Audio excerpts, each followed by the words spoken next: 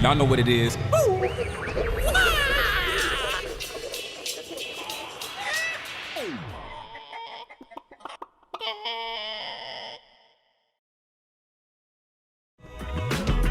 Hey there, and thanks for joining us on another exciting episode of Eggs. Today's special guest is Dan Mangena.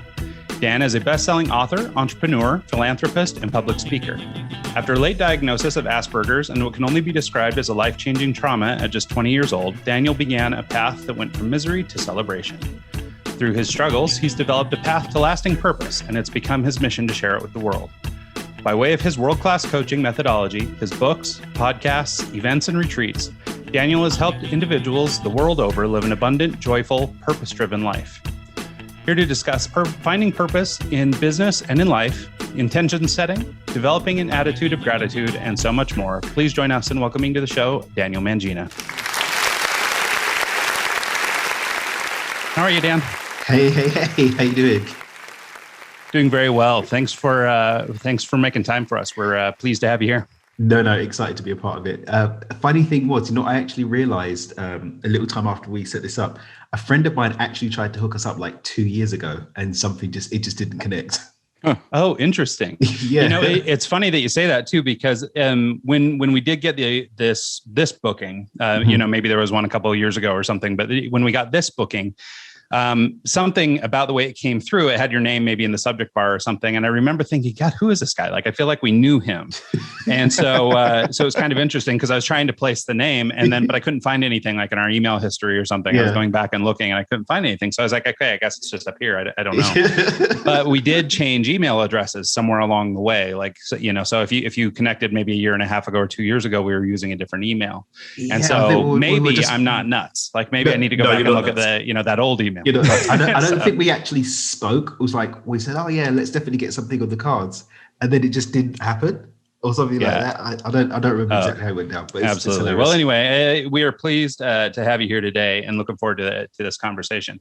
Maybe to kick it off, let's talk a little bit about who you are, where you come from, and what you do.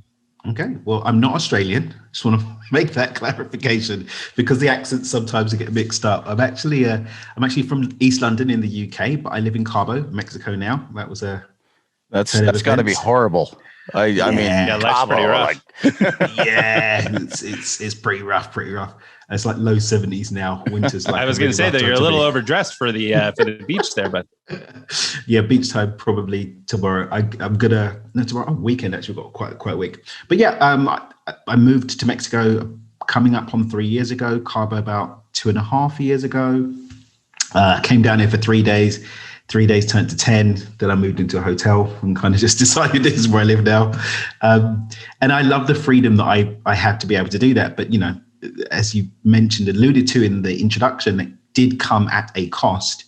And part and parcel of what I do now is allowing that trailblazing that I've done to support people for whom the way that I look at creating reality is aligned with the same way that maybe some of the pain that I have had may have been skipped by me looking at some of the lessons of those who went before me. Sure. Well, and I think there's something really to that idea of, proper mindset, right? I mean, everybody has their challenges. Some are worse than others, of course. Mm-hmm. And, but I think, we have the ability to sink or swim when we're faced with that kind of adversity. And so I think it's really interesting to pick the minds of the people who chose the higher path, because there are so many people who don't. And I think it's really valuable to do that. Do you mind digging in a little bit? One of the things we like to talk about a little bit is sort of what got you here. Mm-hmm. So do you mind talking a little bit about sort of that, or, those early days, or sort of a younger version of you and how we got into this position? Sure. Well, I was actually a bit of an arsehole up until about the age of 24 years old. Not a deliberate butthole, but it's just what happened. And I'm actually grateful. Like the experiences that actually formed what I like to call this movie in the trilogy of Dan really are informed by losing everything so messily and disastrously at the age of 24. I'd actually made and lost 2 multi-million-pound fortunes by the age of 24 years old. Wow. And when I looked at the aftermath of the second loss, I was like, have I been deluded? I really was just like, what have I done? Like, mum would have had me just finish my degree, marry that girl from church, maybe be a deacon or an elder, kind of parallel away with Sounds that. like our parents had similar tracks for us. Yeah, you know what I'm talking about. I'd initially said, I'm going to go and get a job in the city of London, maybe be an investment banker and blah, blah, blah. And that's what that's going to be. And then I actually had got into quite a prestigious university called Oxford University. I got into Keble College, Oxford, to study politics, philosophy, and economics. Then there was like this whole thing in the UK that we found out a year later called the grade scandal. And I actually lost my place. So I ended up at a university I didn't want to go to. I spent like 2 weeks like arguing with my parents, AKA they were talking. I was really silent while they were talking and telling me what was going to happen. Because I was like, no, I really want to give this another try. I don't want to go to another university anyway. As happens with African parents, I ended up going to university anyway. And I really hated it. I didn't go to lectures. I just about did my homework. And during that time, I doubled down on what I'd started the process of studying about all this manifestation stuff, mindset, positive thinking, visualization. I said, you know what, screw this. I'm going to prove everybody wrong. I'm going to go off and do it, off the beaten track. And it worked for a little bit until it stopped bloody working. and here I am looking at it, it's like, I really messed up here. And my disillusion was to the level that I was like, well, I don't think I've got anything left in the tank. The first time I lost everything, I was still young, I was only 20 years old. So I was like, it's cool. I've lost everything, but I can do it again. And I built up it took me about a year and a half, I think, the second time, built up a little pot. I was like, yeah, cool, we're going to do it. And then it got stolen the second time. And I was like, oh my goodness, like everything's gone again. I really I've just made such a mess. And I really thought the only thing that I could do was just to kind of bow out and just to leave the movie. And the only reason why I didn't commit suicide was I didn't want to fail at something else. I was literally like, okay, I looked at my options. You were afraid you wouldn't get through with it? Yeah, I was scared that it wasn't going to work. I was going to say that's literally what it was. The only thing that stopped me committing suicide was the fear of being another failure. It wasn't emotional. I was very clear. It's like, okay, well, we tried this life thing. It just doesn't work. And I'm kind of just a bit more of a burden than anything else. So let's look at my options. And I'd been with an ex-girlfriend of mine. One of her friends had tried to commit suicide, and we'd all gone to the hospital the next day, and we're all sitting around the bed because her stomach got pumped. And how sorry for her. And I was like, I didn't want that, because then I was just thinking everyone's going to look how pathetic. He lost everything, tried this, failed that as well. It's just a bit of a bum. So I had that. And then, I've seen people with cut marks on their wrist, and I'm like, I don't want that to go wrong. I had a schoolmate try to swallow a gun, and he blew out half the side of his face and lived through it.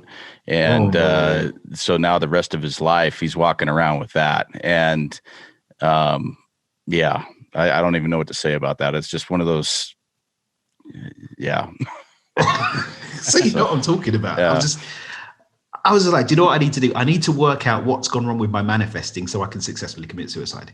And that's what I went on a journey to perfect manifestation so that I could commit suicide. And that's how I got here today, basically.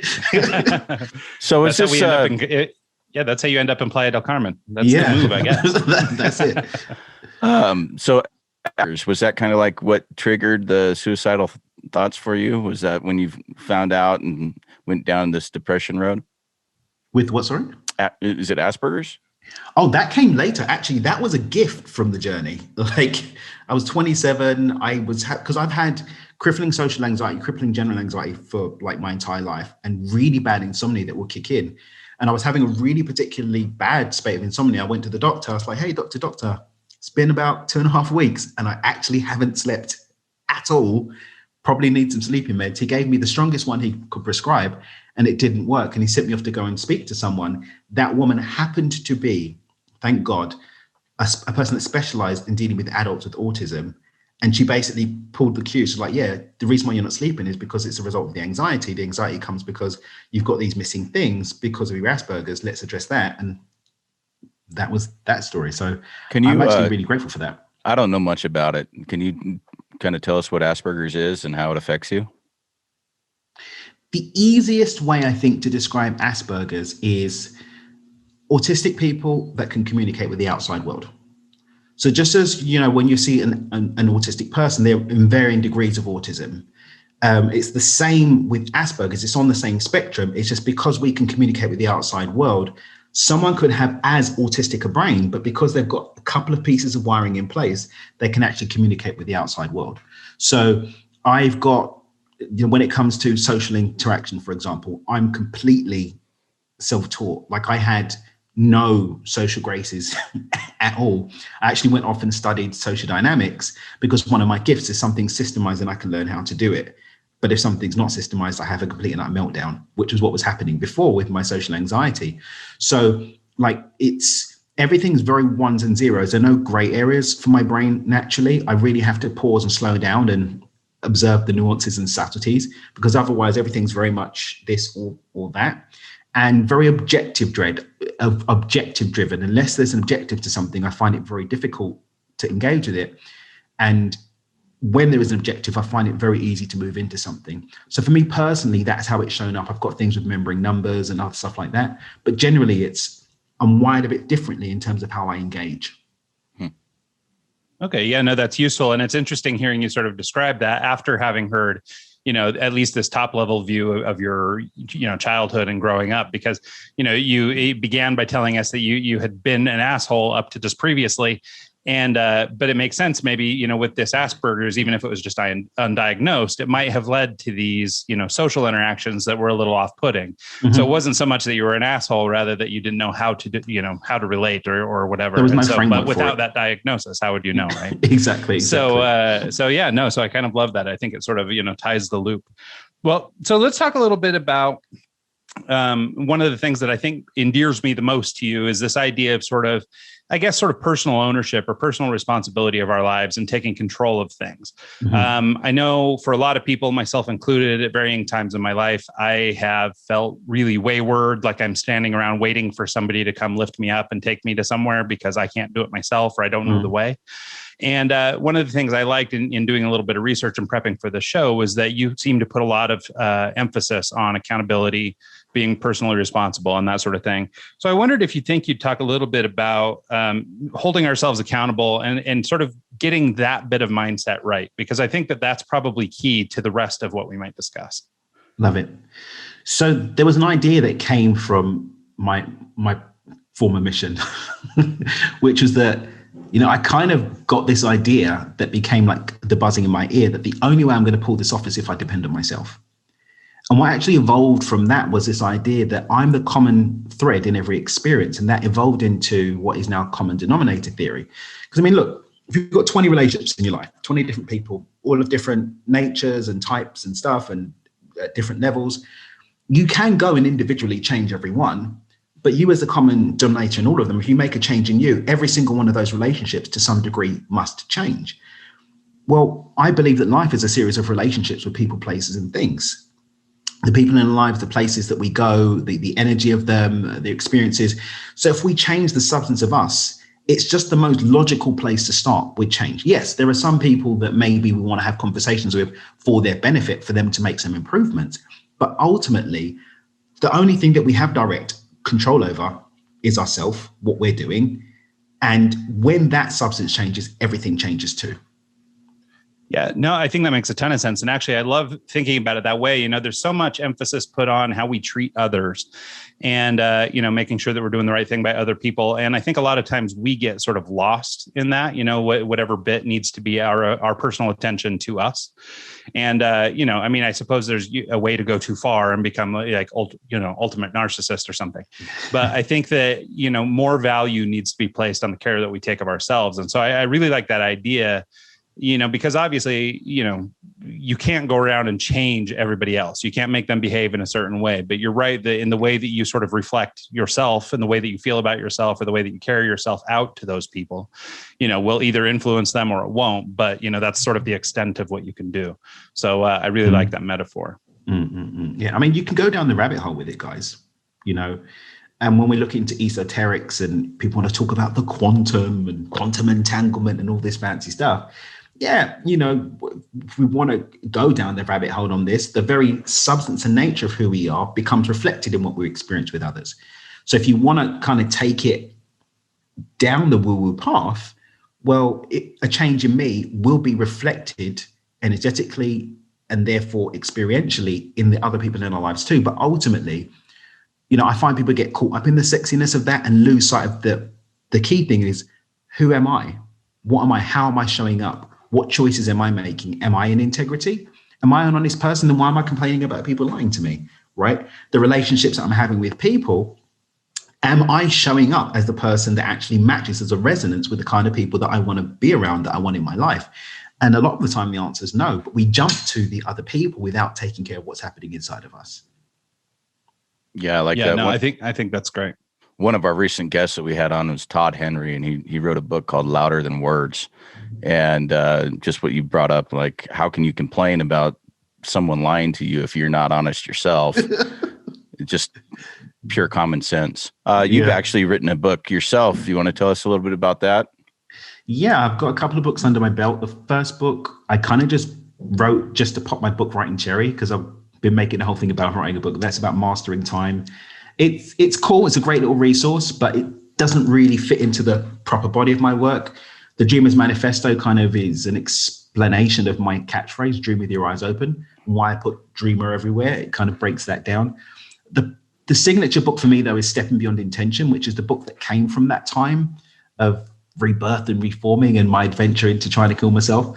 And the model that evolved from that, and most recently, The Money Game, which takes those principles and kind of looks to ground this idea of manifestation, using money as a tool to test it out because it's measurable and it's easy to track. If I set out to manifest $100 and it shows up, I know it worked. If it doesn't, then it didn't.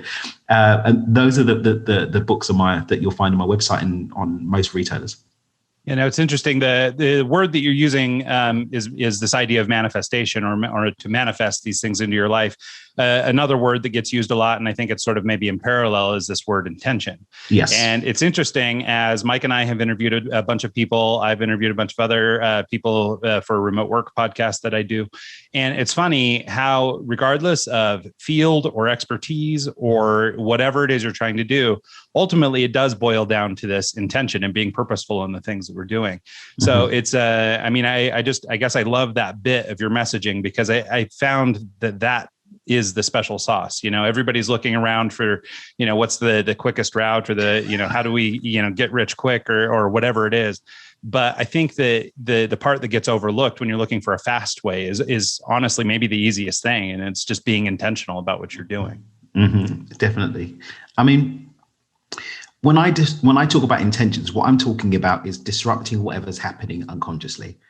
I mean, I think Bruce Lipton is someone who's, I've heard it from personally, but I know that other scientists have spoken about this. We operate at an unconscious level as much as 97% of the day, which means that the thinking processes that are leading to the behaviors and the actions that we're taking are happening unconsciously. Most of that was actually programmed into us unconsciously too. We didn't consciously choose that. So a big chunk of what we're doing, a big chunk of how we're showing up, a big chunk of who we are that's being reflected in what we experience is unconscious and doesn't actually have our say. We haven't had our say in it. Intentionality is basically stepping up to the plate and saying, okay, I guess this has been going on without me being in the room. I'm here now, and this is what I choose to experience.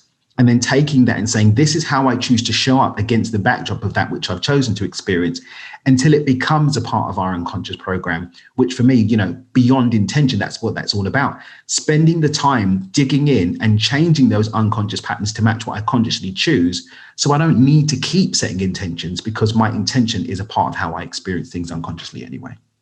Right. So in your coaching practices, and maybe this isn't part of it, but presumably as part of your coaching practice, this intention setting, or this, you may offer a tool set or some sort of something that people can use to begin to make that change. Do you mind giving us just like a little tease or a little pointer on how you might start pushing somebody down the path of setting proper intention? Because I think you're right. It's just like that old adage, we only use 10% of our brain or whatever, right? Mm-hmm. I mean, right or wrong or mathematically correct or not, like whatever it is, the principle or the premise is that, we're only using a part of our mind. And to cite your study, we may be using even less than 10% of our brain most of the time. And so I'm wondering if you could talk about that a little bit, because I think that there are a lot of people that, it's easy to say the words, let's set intention or be intentional about what you're doing. But I think that there's a disconnect between saying those words and then actually being able to put them into practice. Right. And so I wonder if you'd sort of maybe take us down a little bit of the journey, how that might work if somebody came to you and said, man, I'm stuck. I got to figure out my way. Definitely. I've actually got a free resource on my website called an intention setting cheat sheet that actually goes through the 5 steps that I generally encourage people to look at. And so I'm going to do an overview of that. And if anyone wants to kind of dig in a little deeper, that's, it's a free resource. It doesn't send you into a funnel to buy something. It's literally just something you can download for free and get some support from. And it actually forms the basis of an article in Forbes that I featured in the beginning of the year around resolutions as an alternative. And that's first and foremost, where am I now? Because I think one of the things that we often fail to do when looking at creating something new is taking a full audit and honestly, lovingly and compassionately accepting where we are now. It doesn't matter what relationship caliber I want to step into or what health I want to be in or, how much money I want to create. If I don't accept where I am now, then I'm not going to have a starting space. And therefore, any strategy that I build is going to be defunct because it's not going to match necessarily where I am now. So the very, very first thing I always encourage people to do is to sit down and honestly look in the mirror and say, where am I now? How much do I weigh? What's my body fat? We're talking about health, what's going on with my blood work? If it's relationships, what have my relationships been up till now? Because the environment doesn't lie about what's going on inside. It's always going to be perfectly reflected in my environment. So if I take a look at my relationships and then how I've actually been showing up in relationship, then maybe I'm going to be able to create a more effective route to what I want to do going forward. If we're talking about a career path, maybe I'm being overlooked because I haven't actually taken the time out to gather the skills to actually be worthy of that level up in my career. If I'm saying I want to have a 6-figure business, but I haven't actually been adding value to the world on a regular basis, or, my business doesn't even really have the scope for scalability because I haven't actually sat down and taken an audit of it. So that's the first thing I'd always say. Where am I now? Yeah. And I want to make just a quick comment on that. I don't mean to cut you off, but I just wanted to point out or draw attention to the fact that the one word that you used in there that I think is really critical is compassionate. Yes. I'm notorious for looking at all those situations that you just described and going, man, I suck. I'm a horrible XYZ. I can't do this the right way. I'm not capable, blah, blah, blah. And so that sort of is the end of the journey. A lot of times, you can easily dismiss, I'm in this state, or my business isn't big enough. And, it's because I'm not capable. And then, excuse made, now I can walk away. And so I really like that you said compassionate and this idea of actually, just recognize, but don't judge, this is where you are and that's okay. Whatever you've done has got you here. So now how are we going to fix it? And so I really like that. There's something to that. And I think it's sometimes we forget, especially when we look at all the sexiness of manifesting and intentions. So we're human. We are human. Nobody's perfect. If you're a Christian, Jesus lost his crap and started throwing things over in the temple. And at the last minute, he's like, hey, Pops, I know I signed up for this thing, but I'm not sure I really want to do it. So if someone at that level of development isn't switched on all the time, what about us every day? We're not going to be switched on all the time. And so coming with compassion to this exploration of where we are, remembering that we are human, but also that regardless of what we've been doing up till now, we do have the opportunity to change the script and do something different going forward. Everything that has been true is only true up until now. And when I bring that consciousness and when I start moving deliberately, bringing a level of awareness and bringing a level of intentionality and expansive choice to what I'm feeling, what I'm thinking, what I'm doing, I can change it, but I have to own it. And if I'm doing that against the backdrop of shame, which is insidious, guilt, blame, beating myself up, all I'm doing is just letting the mind win at doing its job of keeping me in the same place. The mind's not our enemy, it's our friend, but its job is to keep things the same. And it will sometimes use these tricks to kind of lure us into, oh, there's no point, I'm just going to keep things the same, blah, blah, blah. So yeah, that compassionate piece is big because I think it just bypasses those narratives of disempowerment that keep us locked in the same choices and therefore the same experiences. Well, this kind of reminds me of like a business using a balance sheet to define how the business is doing, like without that, assets, liabilities, you can figure out exactly what your business is worth.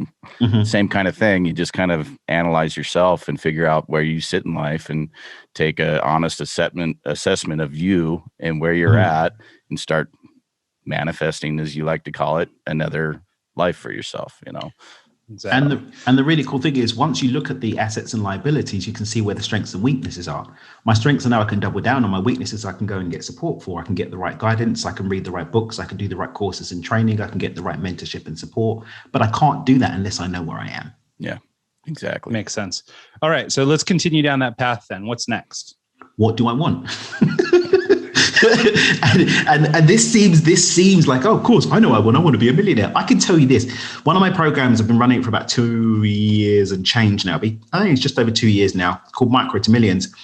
And one of the funniest things for me was actually seeing firsthand people that claimed that they wanted to be a millionaire and actually realizing months in, I don't need to be a millionaire to live the life that I want to live. And so, people came in and said, yeah, I want to be a millionaire, blah, blah.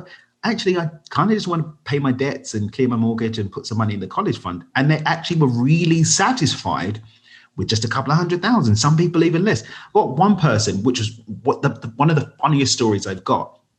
She worked a government job, absolutely hated it, was like depressed and sad every day. I want to leave. I want to be financially free. Took us a couple of months, got her financially free, gets to leave her job. It doubled down on the sadness because she was like, oh, I'm so lonely. I don't know what to do with myself. So when I say what I want, I really interrogate the truth of what you say you want. Because you say that you want to be in a relationship, really? Maybe you're happy by yourself. And it's because it was drummed into you that you have to be married and have 10 children or whatever it is. You say that you want to be the boss of your division, but maybe you just want to be lovingly respected.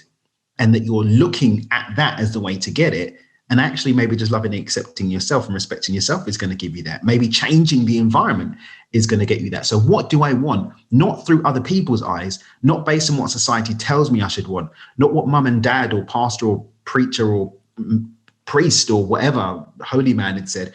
What do I want at a soul level? What do I actually want from my life?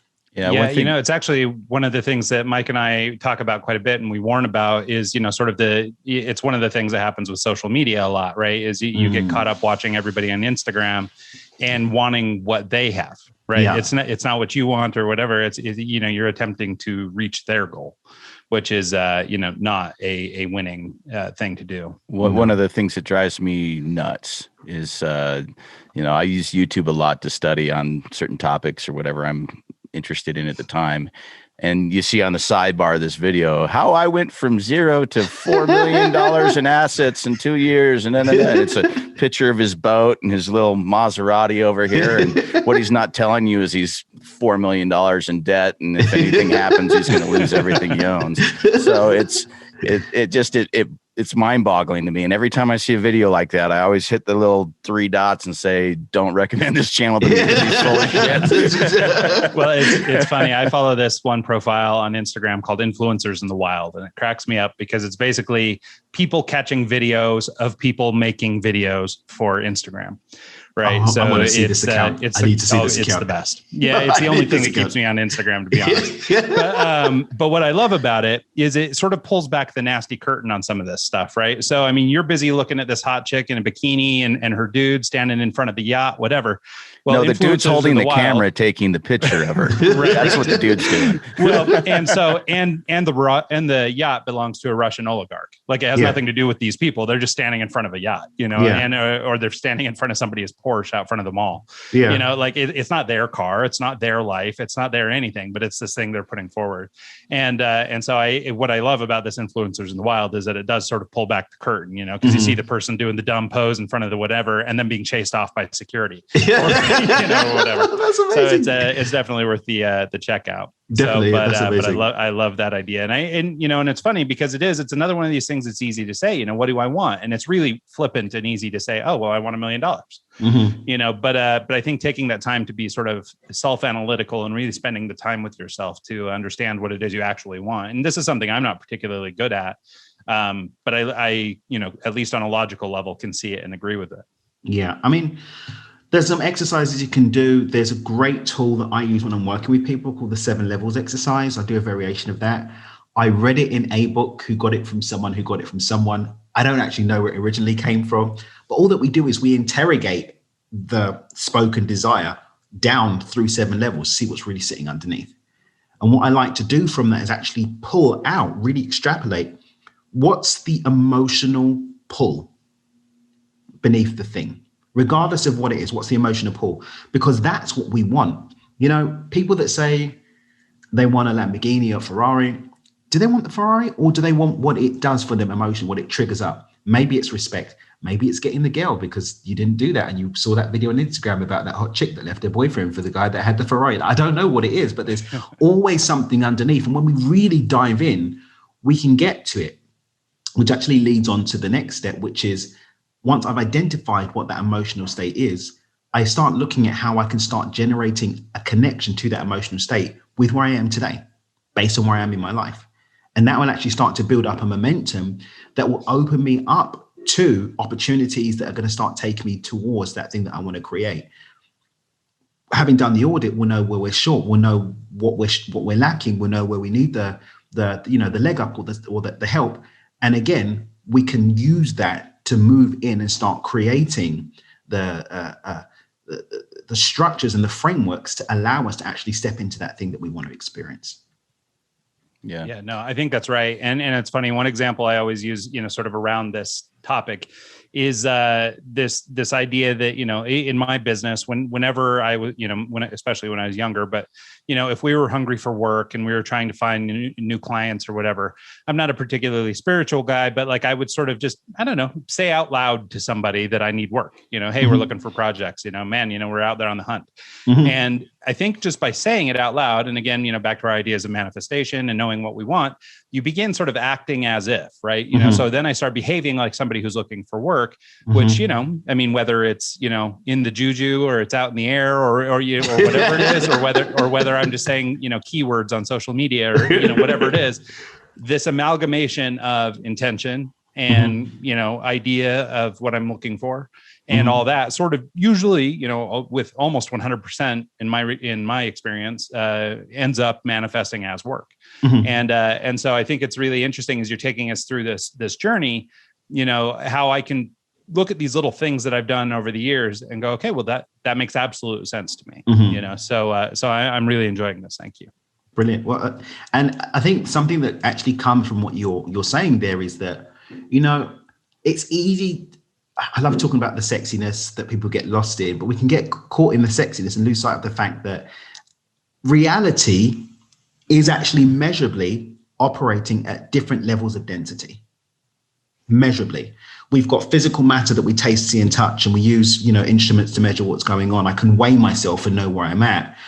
But then I have thought waves, thought forms that are actually expressing as my ability to have the neural pathways that actually lead to the behaviors that get me where I am.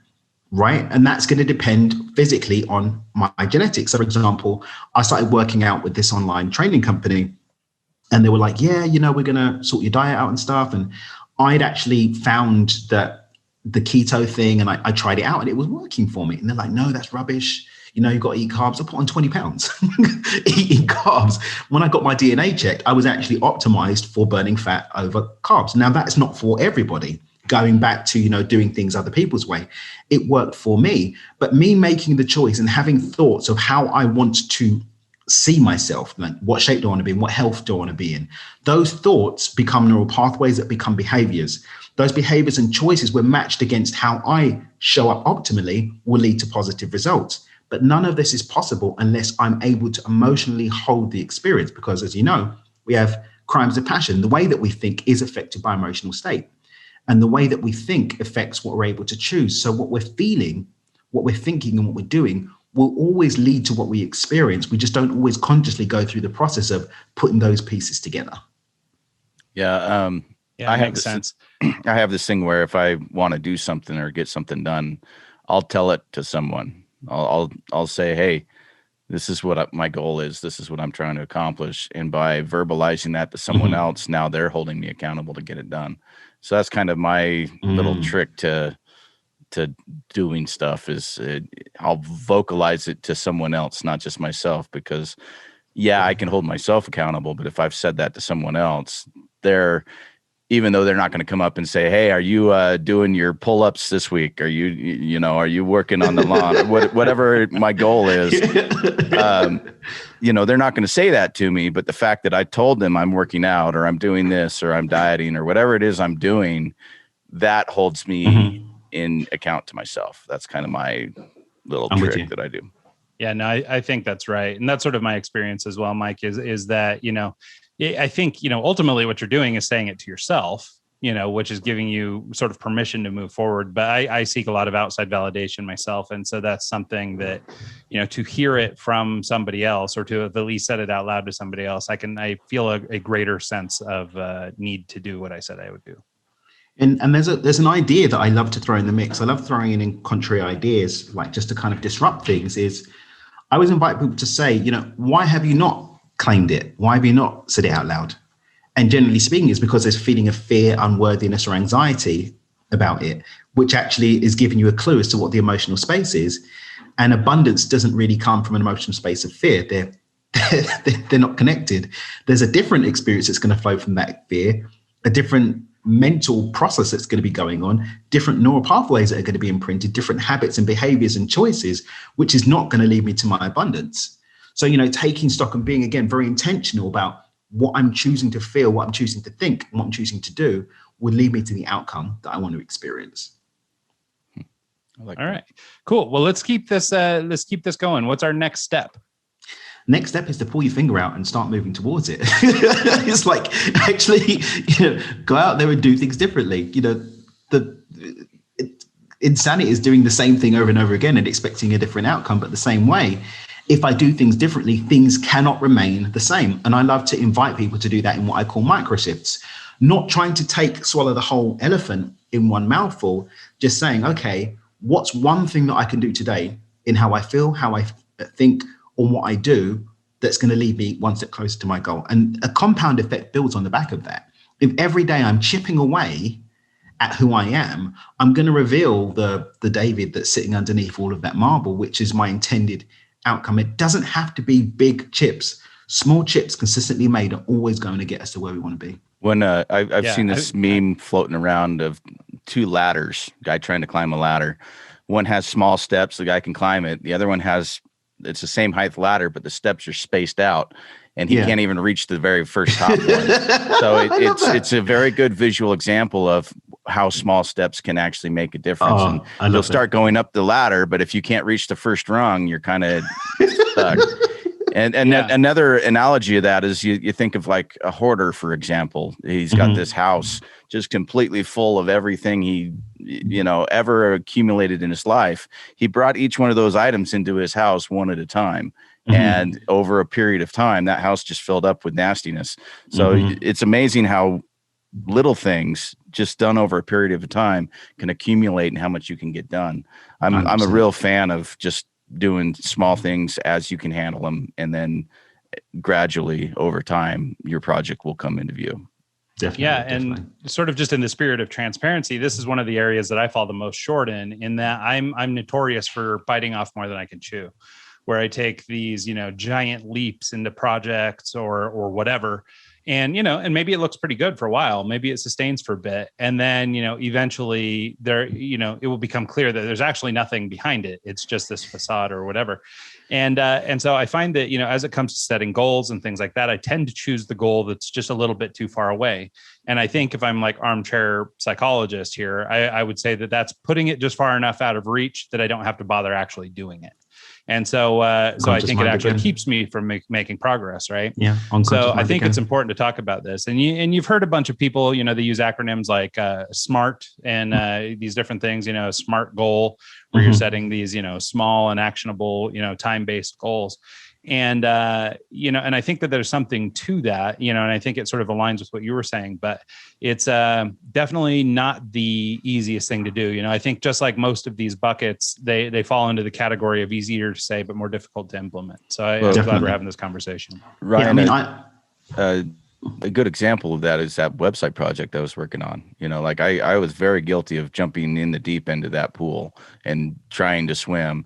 And I honestly think if I would have kept working at it, the rate and the consistency that I was working at it for the first 2 years, it'd be done by now. Like if we didn't go down the studio tangent and try and do all that stuff, and I just kept working on it at the rate I was going, it would be done just by doing those small steps.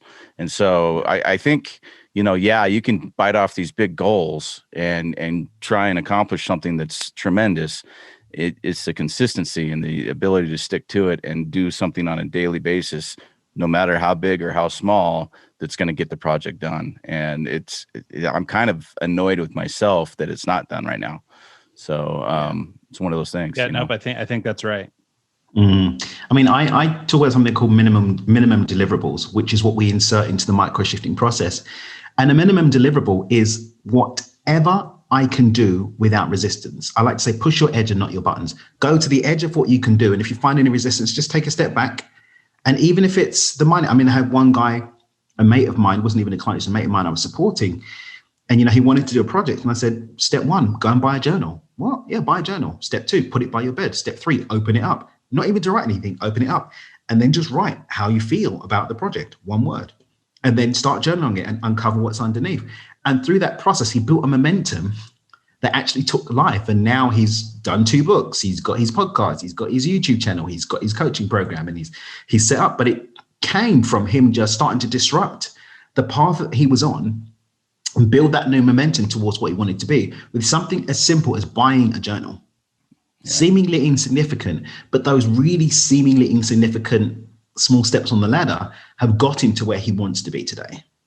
Yeah, I saw a training video for someone working out that the trainer was like, whenever I take on a new client, I don't ask them to, let's do the most amount of push-ups you can do, you can do 50. Why don't you do 50? He says, I have them stop at 30 so that the next day they can do 35 more. And the next day they can do 35 more. If I make them do 50, then tomorrow all they can do is 10, and they're burnt out and they're tired and they can't progress. Whereas if I have them do, 35 in a week, they've done, 200, 300 push-ups. Whereas if they would max out every day, they wouldn't be able to do the same amount of reps the next day. And consistency, to grow. And so I think that, don't do, a 12-hour shift trying to get everything done in one thing. Segment it, do the small bits here and there, and over a while you'll get a lot done. So definitely. Microshift is a consistent series of baby steps made in the direction of a consciously chosen outcome. That's how I define it. Consistent series of baby steps made in the direction of a consciously chosen outcome. If you do that, you will always get to where you want to get to. Yeah, I like that. So, all right. So at this point, we are 4 steps into this process. We've made some conscious decisions. We've figured out and gotten to the bottom of what we wanted to do. We've started to set our intention, and we've taken our first step. How do we round out this process? Continue to take steps against the backdrop of who you are with compassion and patience for yourself, remembering you're not going to be switched on all the time. Again, we're human. There's going to be days when you don't feel like doing it. Anything. Go back to the minimum deliverable. Maintain momentum by doing something seemingly small.